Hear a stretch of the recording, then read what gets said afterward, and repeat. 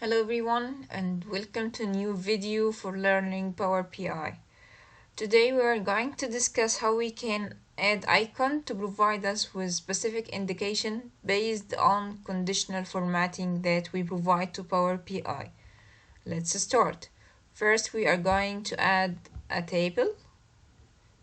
Then let's add state ID, US state ID versus sales per each state. Okay, so let's add our conditional formatting. I will go to sales so that I will add conditions. If the sales above a specific value, I will put a specific icon. Conditional format from here, then going to icons. Then I'm going to choose some, but you can choose whatever operation you want. Here we can add the icon either on the left of data, left of the numbers, or add icon only and remove the data, or add the icon on the right of the data.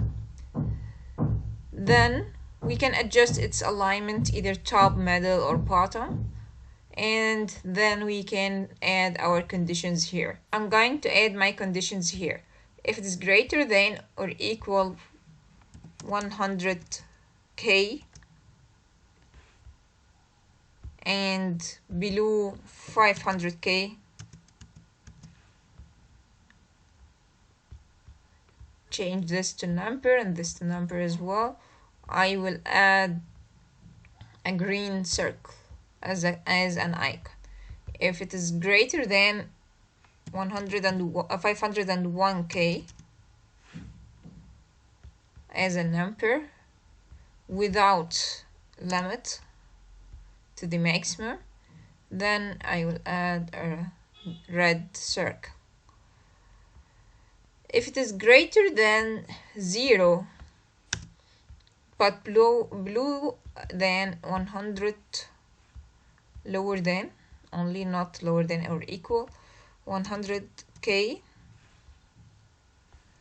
then we will put yellow circle like this. Here we go, we are done. We need to change this to number. Okay, so it added icons for me like this, indicating whether the value above or lower my limits.